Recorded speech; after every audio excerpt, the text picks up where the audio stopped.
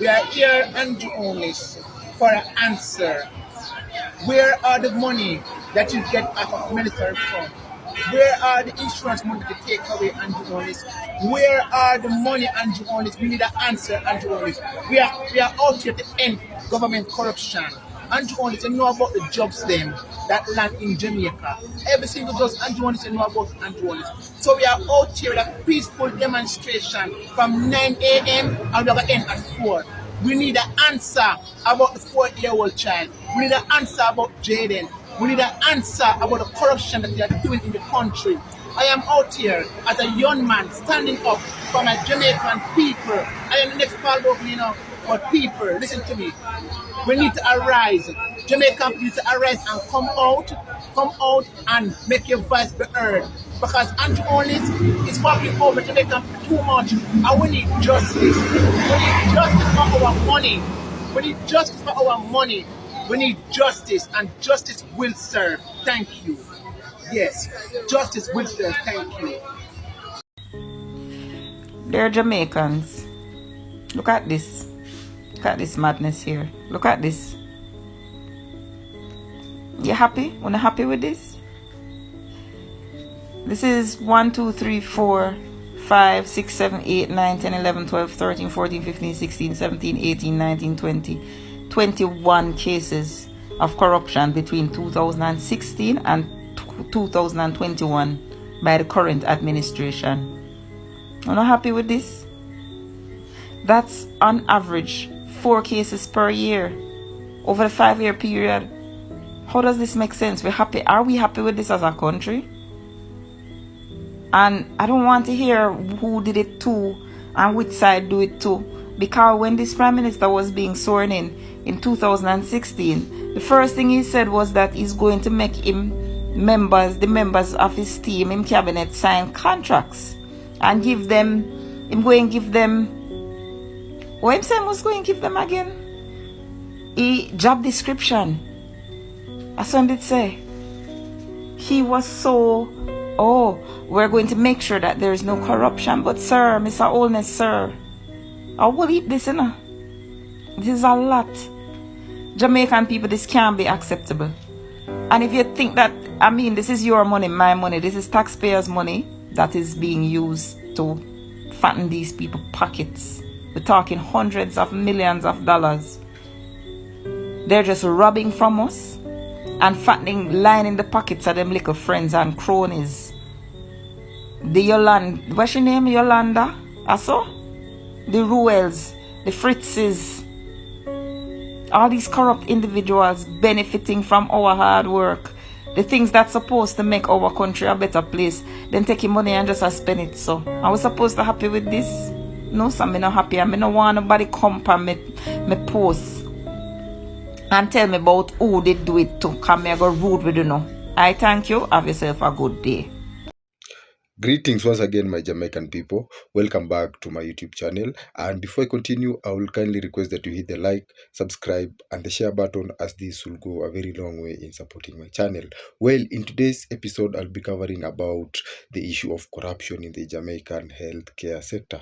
As you've seen, with the current development of events in Jamaica as of January 2026, there has been major corruption scandals in Jamaica, mainly the major one being the one getting involved with the Universal Hospital of the West Indies, where we get to see a huge corruption scandal involving how the contracts were being handed out in the hospital. And this has been a major issue for most Jamaica, as corruption is immobilizing the country as things stand right now. Kindly watch the rest of this episode to the end while I come with my commentaries at the end of it. Good morning. I am Dr. Alfred Dawes, the opposition spokesperson on health and wellness. Over the past year or so, my colleagues and I have been shedding light on some of the issues affecting the healthcare sector. Specifically, we have placed an emphasis on transparency, accountability, and voiced concerns about the continued misuse of the public's funds in the Ministry of Health. Our concerns stem from issues that you have experienced and voiced to us. Our concerns come from stories that have been played out in the media in recent times. Most recently, and specifically to the Bustamante Hospital for Children, we have seen where we had a baby die waiting on a ventilator. We have seen a visiting team who had volunteered and brought essential equipment come to the Bustamante Hospital for Children to perform scoliosis surgeries on children who are suffering from a debilitating disease, living in severe pain, where their only hope of affording such quality surgery would have been as a result of these missions. We have seen one such mission cancelled because of the dilapidated state of the operating theaters at the Bustamante Hospital, where the AC units were non-functional. This morning, the father of Alexandriana Jones asked me to keep her story alive, where this young girl died after undergoing complex surgery at the Bustamante Hospital. The team was an excellent team. They did all they could do with the limited resources they had, but they had no operating microscope to assist them with such a complex surgery. And when complications developed, Alexandriana had to be put on an ambulance and sent to the Kingston Public Hospital, losing valuable hours to get a CAT scan done to see what was the next course of action that was necessary to save her life. This because there is no CAT scan at the leading children's hospital in the Caribbean, and has been the case for many years, known by those who could have made a difference. We have heard stories about the ENT teams not having adequate equipment, and thus surgeries are being postponed. We have heard stories about mothers, fathers having to sleep in chairs because the overnight facility that was supposed to be built with the Shaggy Foundation funds has not been completed. We hear about the long waiting times of waiting in chairs in the emergency department and of overcrowded clinics. And this is why we have continued our advocacy for improvement in healthcare. We are going to be focusing specifically on one piece of evidence that we have found corroborates what we firmly believe to be a web of corruption within the Ministry of Health. And in this instance, it concerns a neurosurgical drill. Attention was first brought by Senator Lambert Brown in January, where he questioned the expenditure of $31,500,000 on a single neurosurgical drill. The Southeast Regional Health Authority denied that the price was inflated and that this was a reasonable price for a quality drill, the first of its kind in Jamaica and possibly the only type in the Caribbean. I reiterated that call for that the justification of that expenditure, because all research pointed that this drill should have been procured or could have been procured at a much lower price. Following a meeting with the SARA chairman, I had to call for his resignation based on his stubborn defense of what was a flawed procurement process. I saw the procurement documents.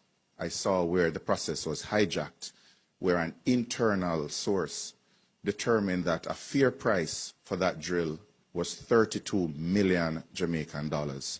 So purchasing it for 31,500,000 was a discount to taxpayers.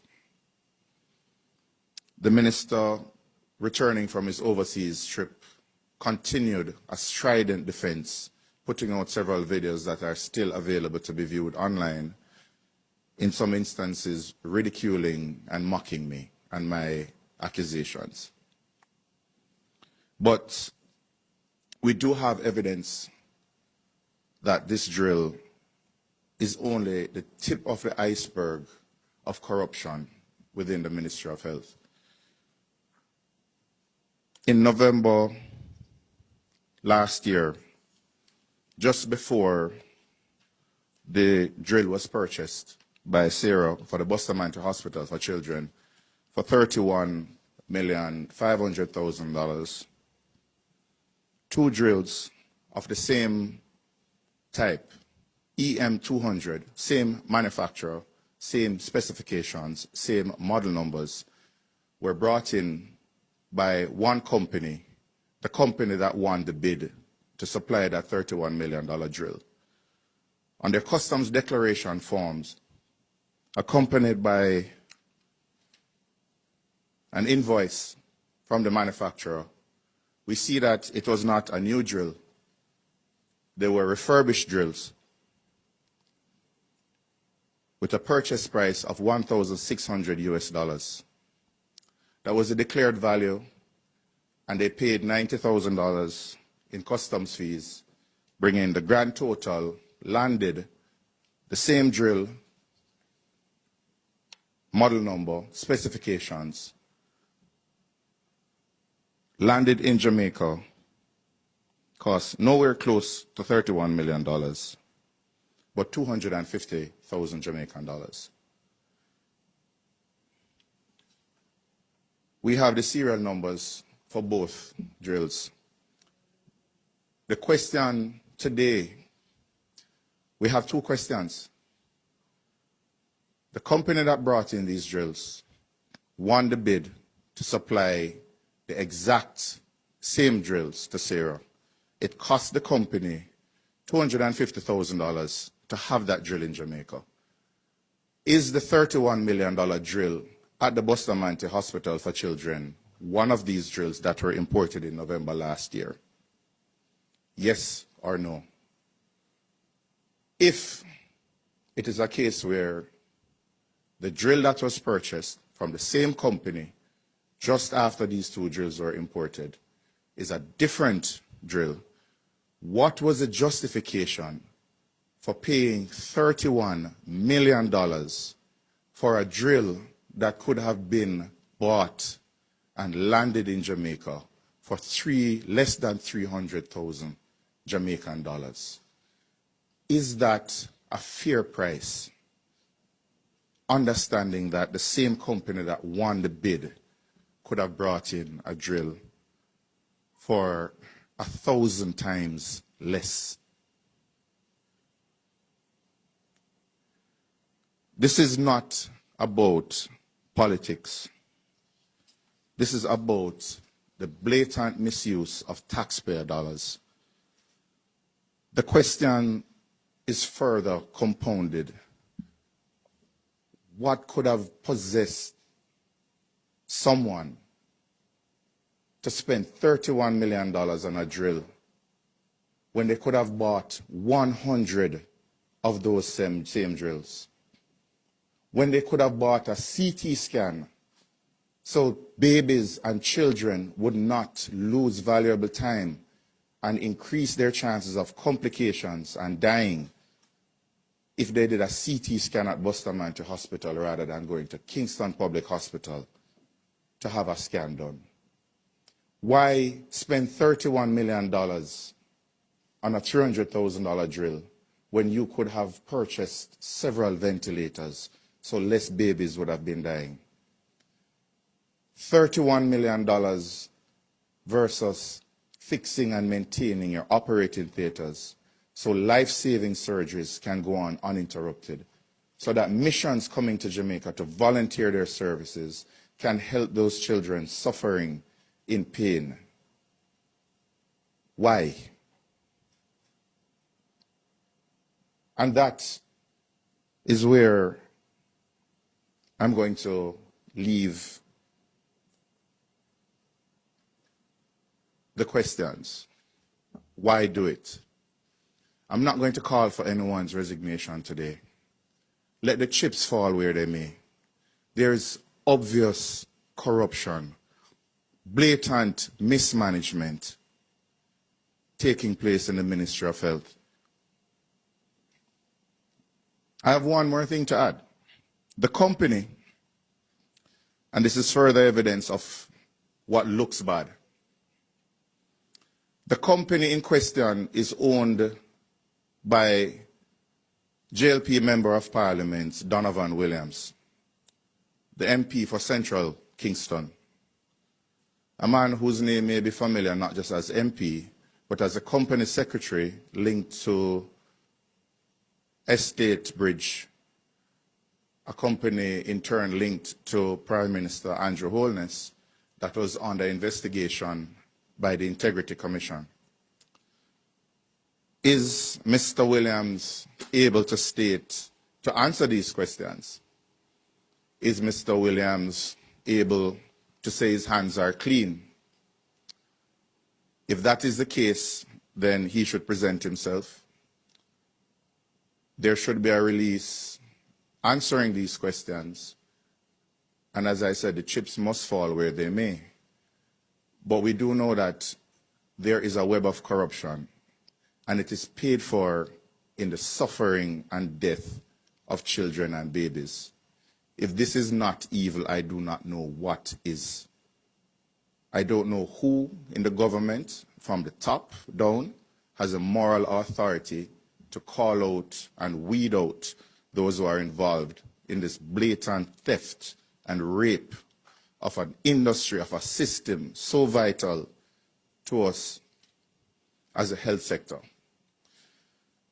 We're asking Jamaicans to be outraged. We're asking you not to let this die, because if you do, the blood of innocence will be on all our hands.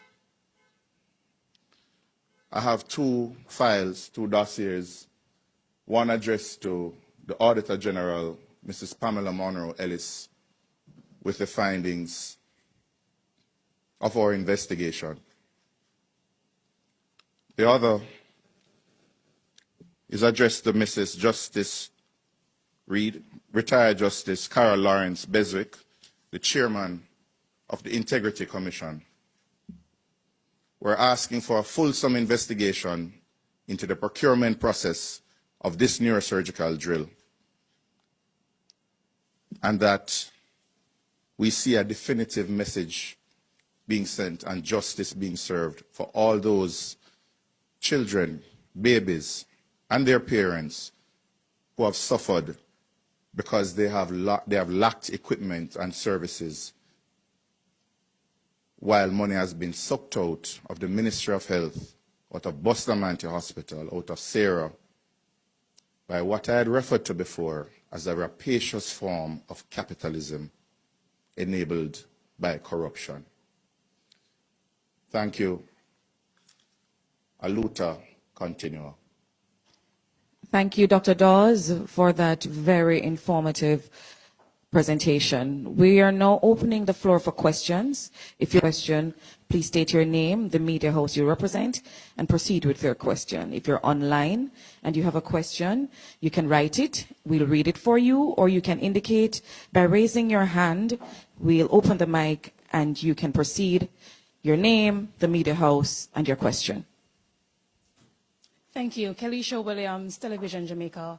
Dr. Dawes, can you say, since the research, the opposition completed the research, whether or not you've sought any clarity from the government, or is this the first time? And you mentioned initially the two drills. I know you're also seeking clarity as well in terms of whether or not, can you say it is similar to the one that was used, that was purchased for $31 million, or you're also seeking, I want you to be clear on that, or you want clarity? We're very clear that the two drills were EM200 drills. It's the same type of drill, same manufacturer, same model number. It is the same drill. And if they do not answer the question and say it is a different drill from the two that were imported just before they purchased the $31 million drill, then we have to ask why buy another drill of the same type. And when this drill came in, how did this drill, dare I say mysterious drill, come into Jamaica if there's no record of it at customs? Okay, thank you. There's a question here for you online, Dr. Dawes. This person is asking, Dr. Dawes, is the opposition making much to do about nothing over a simple drill? If much to do about nothing is one example of a $300,000 item being bought by the Ministry of Health for $31 million, then by that definition, we should never complain about corruption. There's another question. Dr. Dawes, what proof do you have that Donovan Williams is in fact affiliated with the company in question? A quick search at the company's office will show that the company in question has 50,000 issued shares, 50,000 unissued. 40,000 of those shares are held by MP Donovan Williams. Okay, there's another question here. You said the unit was refurbished. Can refurbished units have warranties? That is another question that needs to be answered. But we need to know if it is the same drill, because if you have a refurbished drill with a $4 million service contract, then that itself warrants further investigation. But we first need Sarah to confirm or deny that the $31 million drill purchased was one of the two imported by the company that won the winning bid and landed those two drills in Jamaica at a cost of $250,000 each. Dr. Dawes, Andre Stevens, is there any history of the two imported drills being currently used in the public healthcare system? We are waiting on confirmation whether or not the purchased $31 million drill is in fact one of those two imported refurbished drills. Okay. We're not. That is the clarity which we are seeking today. Did they pay $31 million for a $250,000 drill?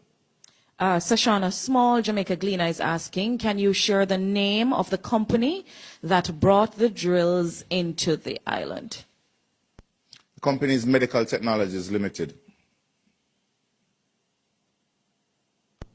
Thank you, Dr. Dawes. That ends our press conference for this morning. Well, for beginners, we need to understand that corruption in Jamaica is something that has always been there. And this specific issue transcends any political party. So in this episode today, I'm going to cover the issue about corruption in the Jamaican healthcare system. As you've seen from the previous clips, you've seen that Jamaicans are becoming tired of the extent in which corruption is disabling the country's economy. And in this episode today, you are seeing that it has also gotten to the healthcare sector. And as we get to understand that the healthcare sector is one of the most important sectors in any country. And once corruption starts again to infiltrate this kind of important amenity, we're getting to realize that a high number of Jamaicans' health will be in danger.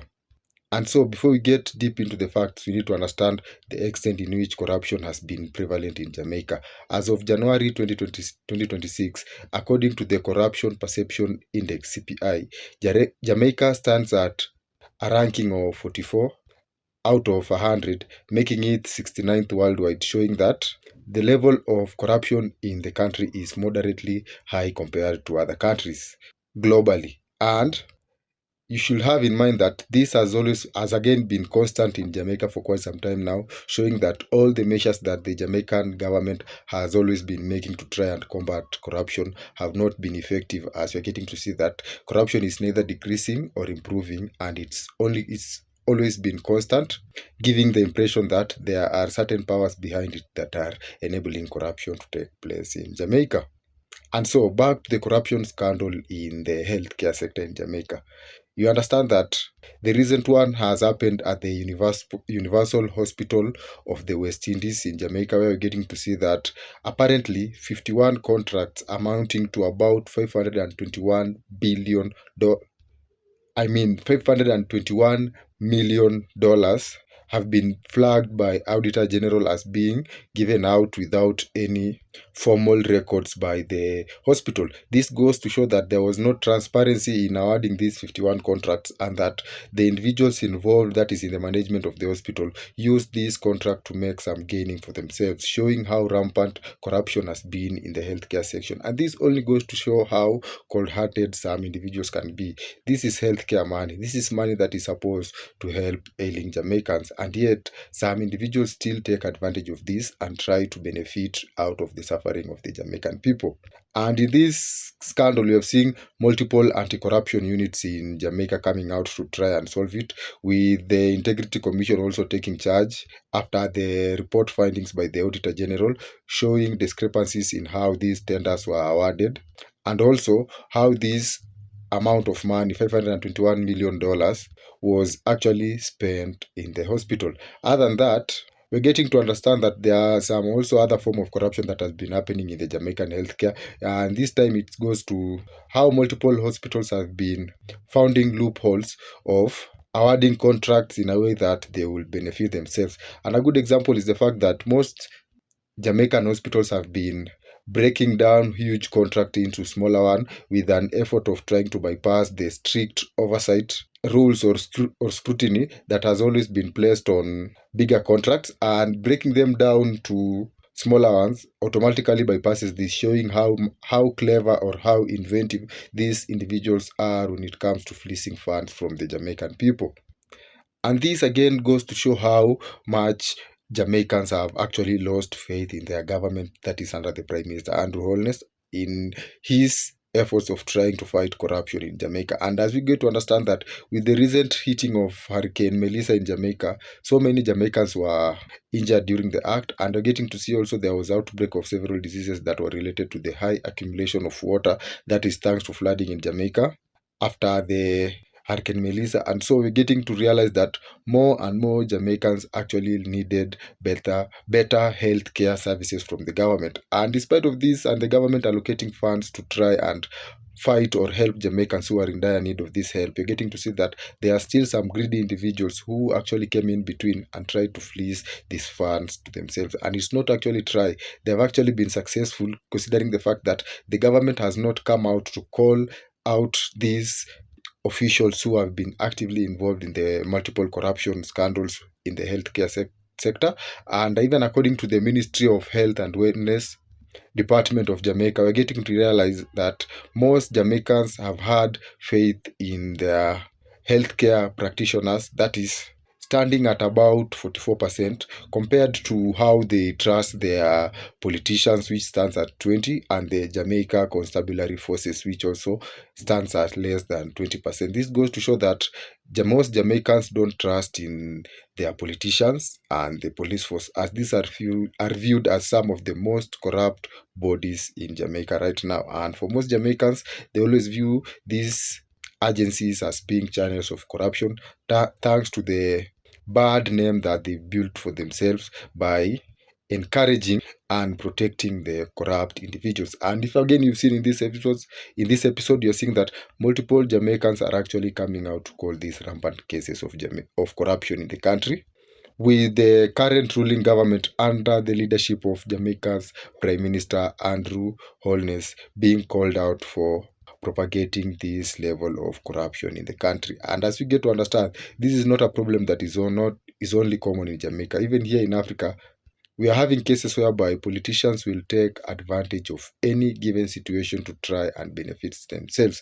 And a good example is here in Kenya, where you get to understand that the healthcare system has also crumbled thanks to the greedy politicians who have decided to take all the medical funds for their own benefits, without giving a damn about what the common citizen will experience when they try to seek these health services from the government. And so there's no big difference between Jamaica and Kenya when it comes to these corruption cases.